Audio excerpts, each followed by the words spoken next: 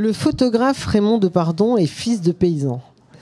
Sa passion précoce pour la photographie est née dans un paysage et une activité, celle de la ferme du Garret à Villefranche-sur-Saône, tout à côté de Lyon, et en particulier son grenier où il avait bricolé son premier studio. Je connais cette ferme. Camarade de lycée de sa nièce qui y vivait, nous nous y retrouvions l'après-midi de temps à autre. Adolescente dans les années 80, la vie rurale était très loin de nous, hors de nous même, contrairement aux jeux amoureux qui occupaient nos corps et nos têtes. Après 18 années passées dans la ferme, Depardon a gagné la capitale pour être photographe. Nous sommes en 1960.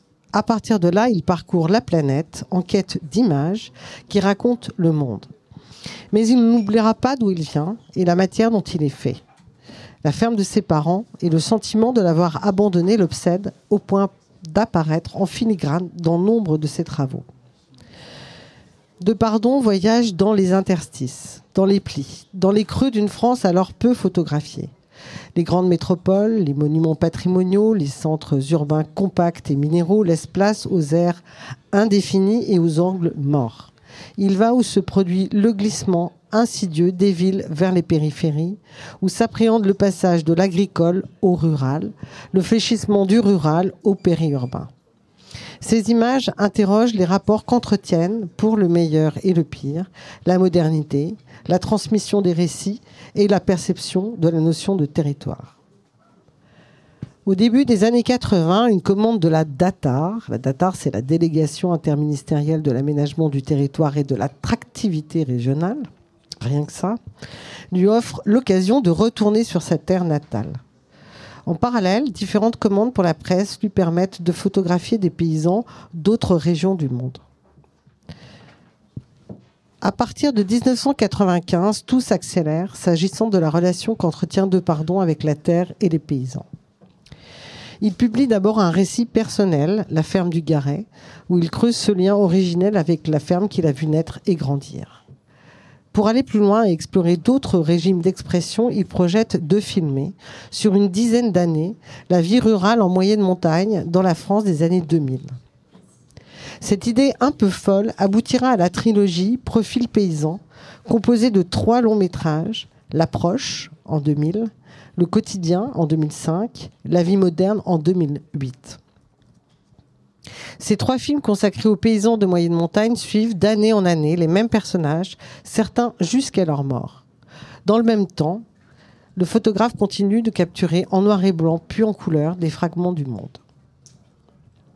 Prolifique, il publie en 2008 La terre des paysans, un magnifique livre constitué de 120 photos.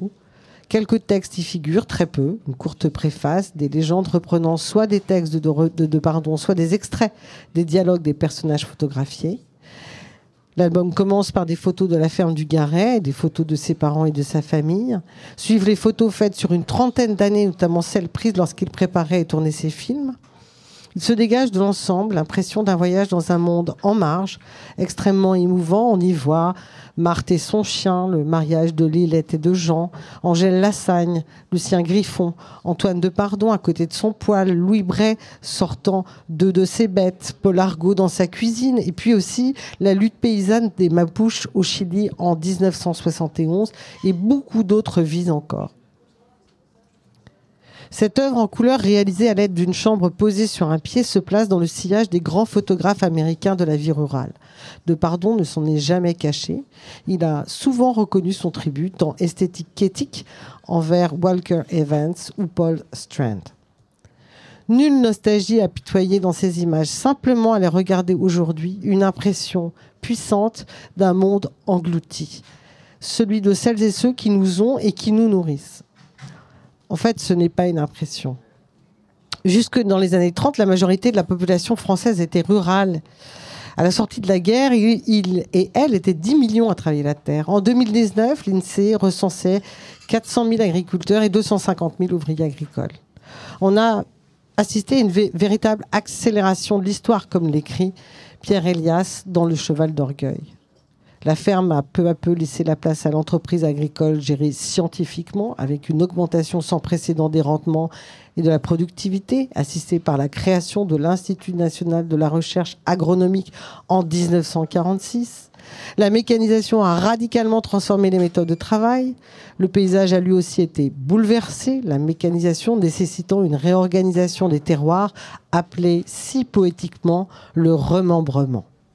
Les haies sont abattues et les parcelles sont regroupées et agrandies.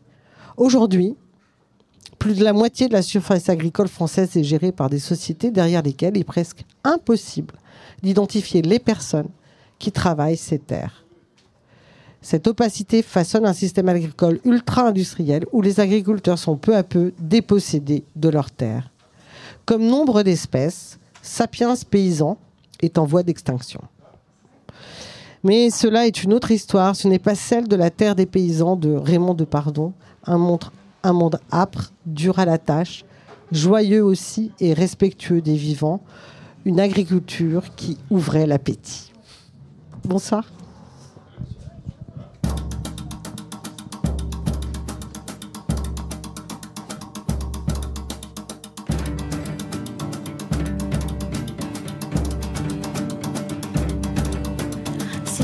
C'est rural, c'est cocasse, c'est local, c'est coquet, c'est mignon, c'est marrant, les cochons, c'est charmant, c'est terroir, c'est buffet, c'est tiroir, c'est rustique, c'est nature, c'est du cru, c'est terre pure, c'est du coin, c'est folklore, c'est à l'ouest, c'est sud-nord, c'est ancien, c'est tradit, c'est vieillot, c'est vieilli, authentique, vraie valeur pittoresque, c'est pur beurre, c'est si simple, c'est si bio, c'est si frais, c'est si beau, tellement beau qu'on dirait une pub sans complexe, convivial, sans chichi, c'est rural, c'est campagne, c'est les vaches, c'est pouzauge, c'est sous le vache, les racines, les ressources, un peu taupe, un peu ours, c'est paisible, bucolique, c'est champêtre, alcoolique, c'est bouseux, c'est puant, c'est des beaufs, c'est des glands, c'est des lourds, c'est des rustres, l'enclave culturelle, c'est paumé, c'est couillon, c'est la soupe, le bouillon, c'est grossier, c'est vulgaire, c'est des bœufs dans la terre, mais d'assez loin, c'est joli, la province, le samedi, la paroisse, l'ensilage, le purin, le village, c'est fermier,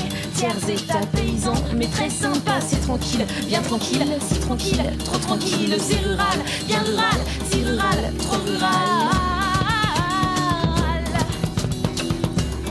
Touche pas chérie, c'est sale.